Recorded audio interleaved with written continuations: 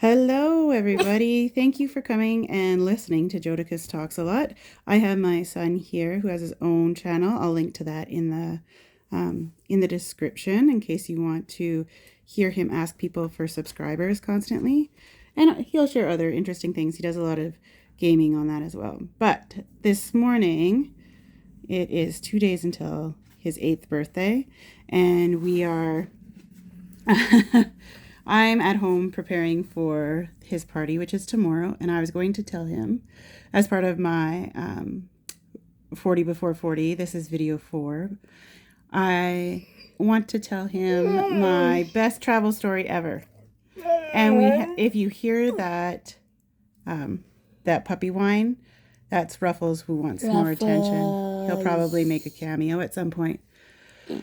Okay, so after university, I was working in England as a volunteer, international volunteer at a prep and boarding school. And we had a few weeks off for Christmas, and that was when most of the international volunteers went on holidays.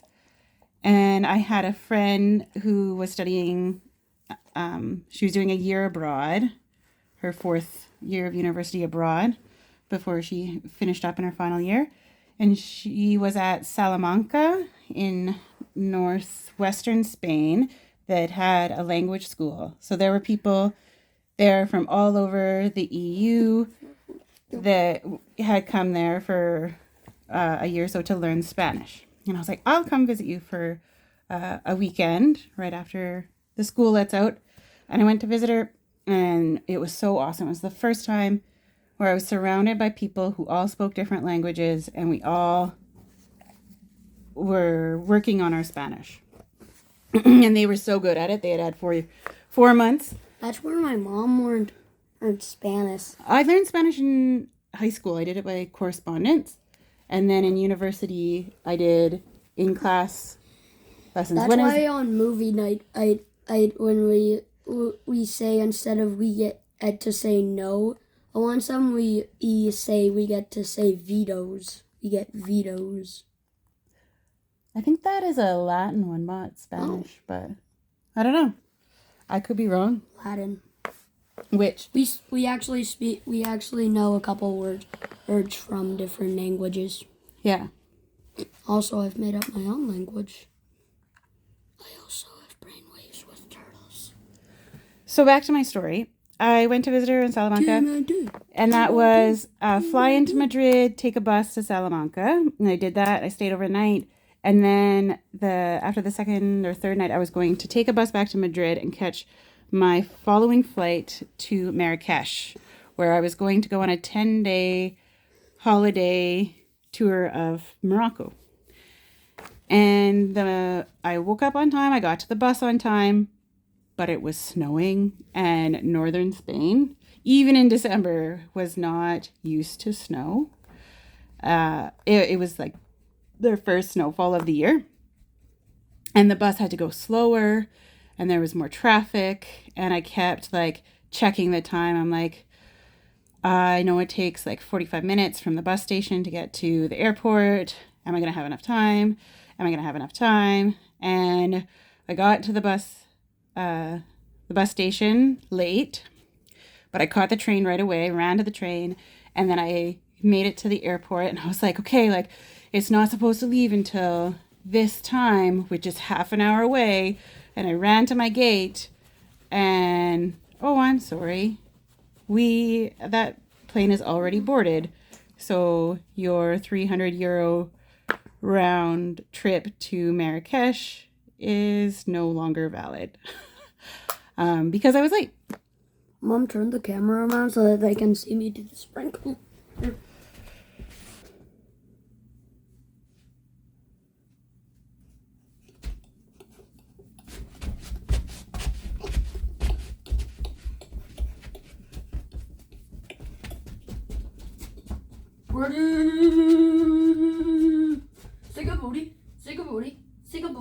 Sick a booty. Okay. So back to my story. But I knew when I was at the bus station, I had seen that there were buses leaving for Marrakesh. So I was like, oh, well, I'll just go back to the bus station and catch a bus. And I'll be out money, but I won't be out as much money. So I did that. And there was one leaving that night, and I got on that bus. And this year, Eid, which is an Islamic holiday, very, very big holiday in Morocco and North Africa, because it's a very Islamic area. So anyways, there was a bunch of men who had been working in the tourist industry in Spain and Madrid, were going home to see their family. And so I was this white woman who spoke a little bit of Spanish and a little bit of French. Please don't change that. Getting on this bus with like 50 North African men going home. And a lot of them were really interested in practicing their English because they worked in the tourist industry, and there was a lot of English people who went to Spain. And so they would try to have conversations with me, like point at a thing and say, what is this? What is that? In English, oh, this is what it is in Spanish. But none of them were fluent in English. So I had to rely on Spanish and French only, just Spanish and French, which are the two other languages that I speak. And then but I only speak a little bit of each of them. I'm not fluent in either of them. It was really awesome having to rely on that. So we took a bus to the port, and there's like the Mediterranean Sea that we had to cross to get. I'm half fluent. In English? No, in Latin. I can't remember the words right. Some of the words I know right now, but quid pro quo. Yeah, but one day when I was with my friend, what is the sound? Oh, just say your friend. My friend, and we did some that green owl thing. I can't remember what it's called. I don't remember either. I don't know what a green owl is. You were doing something? Yeah, and it taught us languages. Oh, Duolingo. Yeah, Duolingo. Yes. Yeah, I did Duolingo for a while too. Wait, thank you. Back to my story. So we're on the bus, and we get to the port, get onto a ferry to carry us across the Mediterranean Sea. Look at my finger. And it wasn't just like straight across.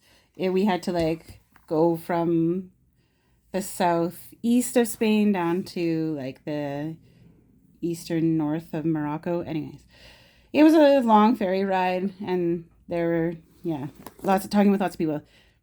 Then I'm glad that you have such a good listening face. It's amazing. Then when we get to the north of Morocco, I can't remember where we actually were. I could probably look it up on a map. But we got there, and there were so many boats, so many ferries coming across from different places of Spain. There was this tourism school that was closing up for the holiday, and there was a bunch of people there, and there was a man who spoke more English than anyone else that I had met on the bus. And so he really wanted to practice his English with me, and so he would try and help me understand like where we're going, and he introduced me to his country in Morocco, the real like fantastic tourist industry. He valued how much the tourists brought to their economy, and he was passionate about his future career.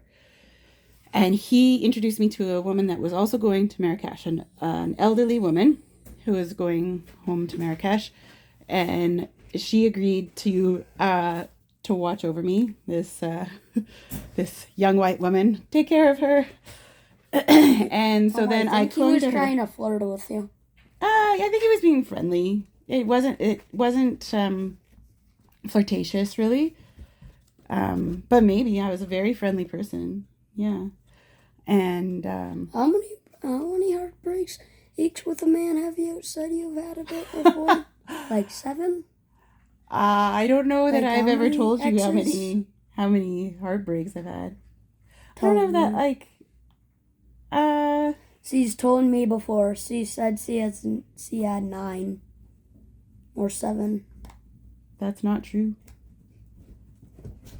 Cheeto Puff.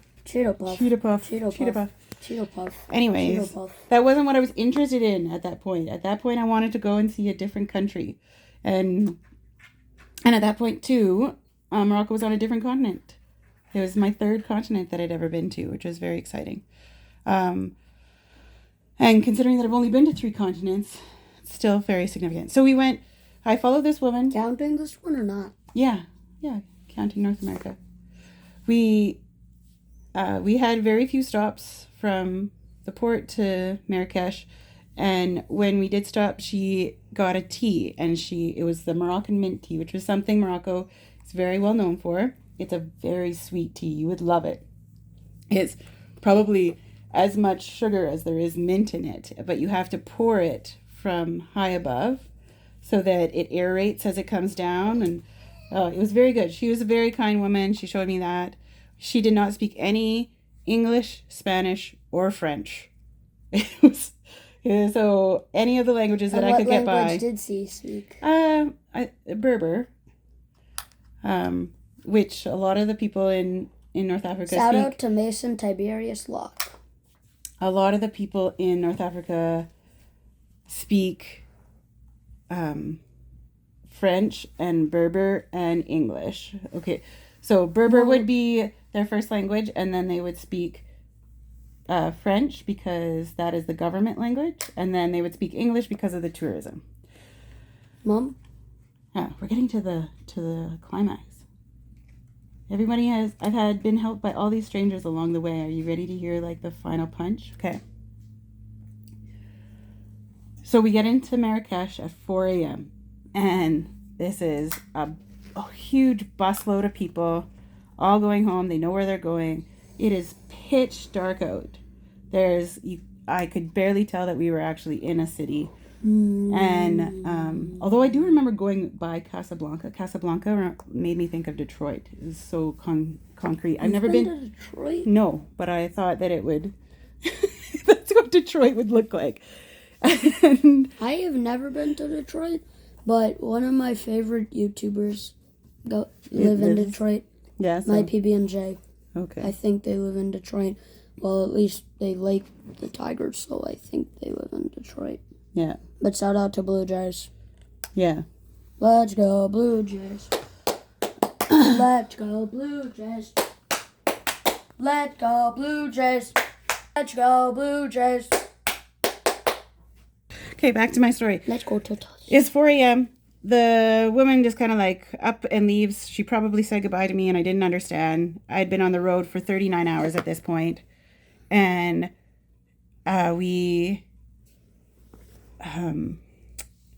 this other man comes and asks me where I'm going, and I tell him like what my hostel name is, and he's like, okay. And so then he directs me into a cab, and I sit in the back seat with my big backpack, and then he gets in the front seat, and then this taxi driver is on the other side. And that was the first time when I realized, I know, I've seen it, but that was the first time when I realized this is what I've been warned about. I am not supposed to get into a car with strangers in a country that I don't know in the middle of the night. And I was like, no one might find me, or if they find me, I'm gonna be lost somewhere, discarded in a desert, all alone. And you know what happened? What? They took me to my hostel. They were so... What's your hostel? So it's like a hotel, but cheaper. You have like, you pay just for a bed, essentially. There's a bunch of bunk beds in the same room. But they did take me to a hotel, and then the hotel guided me to the hostel that was under their care. And the hostel manager let me in and all that other stuff. And then, the hostel manager, I slept for so long, and then like the next day, these 4 women from Croatia came in and were talking to him and like kind of arguing with him, and he he left them and he came to like talk to me about like, oh, this is a hostel manager. He was like, is everything okay? And then he started to like ask me inappropriate questions, like more what? Than flirting. Like he was very strongly in love? Coming on to me, yeah. And in a way that I wasn't comfortable, and I was like, no, thank you. Like, I don't want that. Like asking inappropriate questions. That's what we'll leave it at. Was he kind of like flirting? Yeah. Like, was he doing flirting, but much more worse? Yeah, much worse than flirting. And I said, no. And he said, okay. And I said, like, I do have this problem. My phone doesn't seem to be charging, even with my question. Did he ask you out on a date? Basically, yes. Okay. And so it wasn't charging with... Mom, if you looked rich, you should have said yes. Did he look rich? He was a hostel manager, and it doesn't matter if he was rich or not. I was not interested. I wasn't interested. As my dad. Oh dear. Do not tell my dad I said that. Anyways, he offered to charge my phone for me so that it would be working. And I said, okay, he's a hostel manager. I should be able to trust him, right? And then I went and You looked up your phone number then too. Well, I went and talked with the other women, and they were talking about how forward he was and inappropriate. And I said, I'm just really glad to be around women. I feel safer right now. And I got to know them, and they like looked out for me. The next day I left the hostel and went to meet up with my tour group. And for some reason I had to use my phone, and it was all used up with credit. I had put €30, which is like $50 Canadian. I put that on before I left. It was all gone. He had used my phone to call people or do whatever. And so this was somebody that I was like, oh, I should be able to trust this person. I'm giving him his money. He's like hired by the tourism industry that is doing so well. He robbed you. And he basically robbed you. Whereas, did you call the police? No, it was like it. I was grateful for being in that place, and I think at that time too, I was like, well, he obviously needed it more than me, and at least he didn't do anything else to me, like. He asked you basically out on a date. Yeah. And when I said no, then he was like, okay, well, then I'll just use up her phone credits. Right? So... Mom, question. Yeah. Did he also ask you for your phone number? No. But he probably, like, he could have accessed it. Like, he had all that information when I did the booking. So he could have. He already had it. Your phone number. And that's probably where you get all those spam calls from. It's a different phone number. This was 18 years ago. Okay. So, but the moral of my story, the moral of my travel story is that I should have been able to trust, like, everyone had told me that you trust these professionals, these people who are making their career out of it. But who could I actually trust? There are the strangers on the bus, the strangers on the ship. They were there to take care of me. And so people might think that it is not safe to be like trusting of others. But I've learned to follow my gut with it and trust that people will help me when I really need it. It's just like Mr. Rogers says. Do you know the famous Mr. Rogers? No. If you look around your neighborhood, you'll find that there are helpers everywhere. And when I was traveling, my neighborhood was the world. Yeah. Anyways, that is my best travel story ever. And that is what it is like to tell stories in our house. Make sure you guys subscribe to our channel. Yes. Okay. Thank you very much. And thank you for listening. Subscribe to our channel. Bye.